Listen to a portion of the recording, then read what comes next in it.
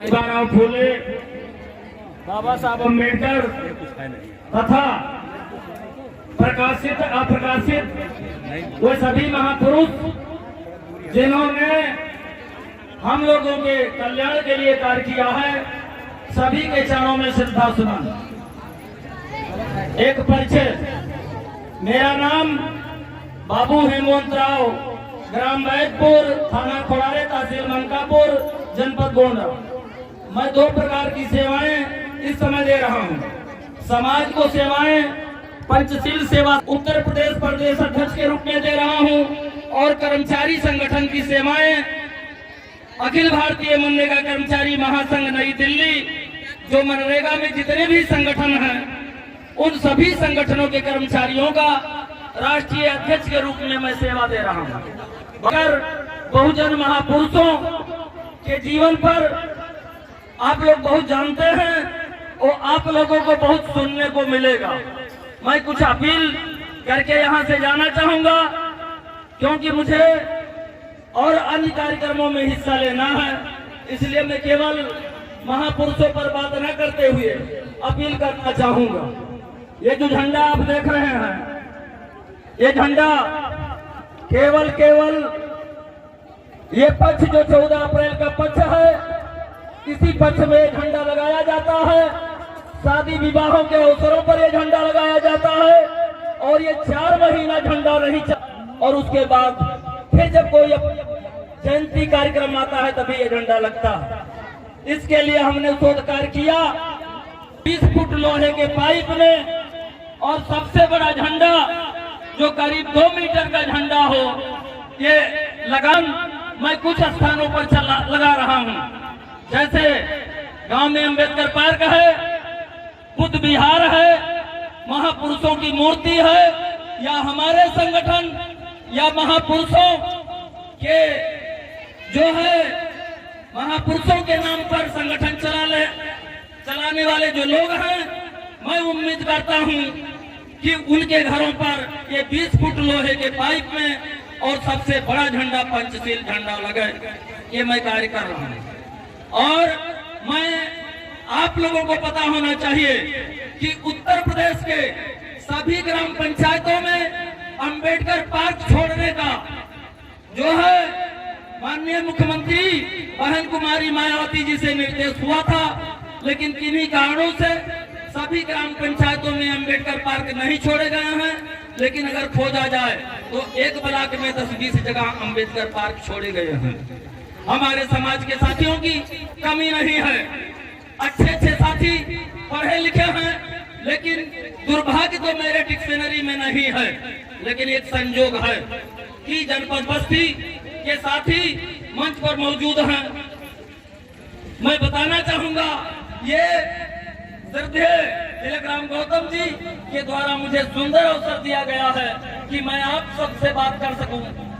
यहाँ जो है सरटुआ ब्लॉक में एक गांव है जोगिया जुड़ी कोइया में अंबेडकर पार्क के जमीन पर जूनियर विद्यालय बना है। और यहाँ जो अंबेडकर पार्क है, यहाँ अंबेडकर पार्कों पर अंबेडकर जयंती मनाने का काम, चार दीवारी कराने का काम, मूर्तियां लगवाने का काम करने वाले लोग पीछे हो रहे हैं। लेकिन इन स्थानों पर होलिका दहन करने वाले, रामलीला करने वाले ज्यादा लोग पैदा हो रहे हैं।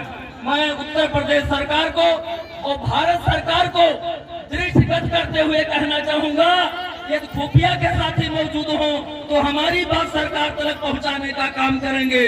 अगर अयोध्या में राम मंदिर के सामने अगल बगल मस्जिद बना दिया जाए तो बुरा लगता है, तो अंबेडकर मैदान में होली क्यों जलाया जाए, रामलीला क्यों खेला जाए, इसका विचार उत्तर प्रदेश सरकार को, भारत सरकार को करना चाहिए। और उत्तर प्रदेश सरकार और भारत सरकार इस पर विचार नहीं करती है तो हम अंबेडकर वादियों को इस पर विचार करना चाहिए कि जो है अंबेडकर पार्क के अगल बगल होलिका दहन नहीं होगा और अंबेडकर पार्क के कैंपस में जो है रामलीला का कार्य नहीं किया जाएगा।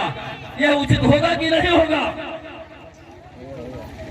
और मैं कहना चाहता हूं, मेरे कई बिंदु हैं।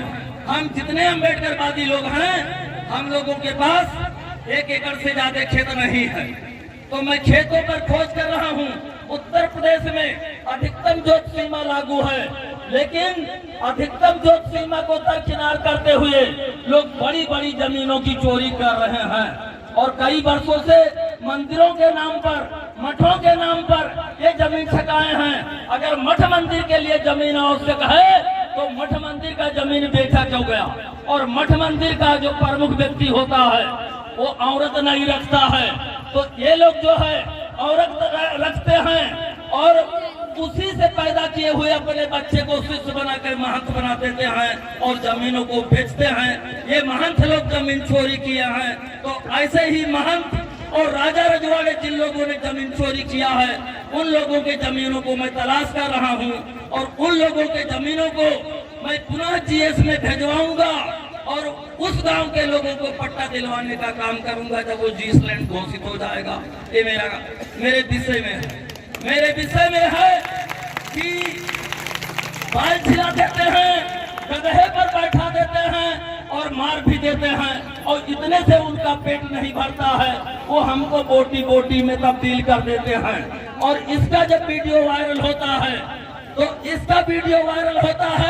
तो उत्तर प्रदेश सरकार और भारत सरकार इसका संज्ञान क्यों नहीं लेती है? प्रेस के लोग इस खबरों को मुख्य खबर क्यों नहीं बनाते हैं और माननीय न्यायालय इसका संज्ञान क्यों नहीं ले रहे हैं? ऐसे स्थिति में मैं आप लोगों से अपील करने आया हूं कि अगर घटना गोंडा में होता है, आप गोंडा में नहीं जा सकते हैं तो डुमरियागंज के एसडीएम को तो ज्ञापन दे सकते हैं, भानपुर के तो एसडीएम को ज्ञापन दे सकते हैं।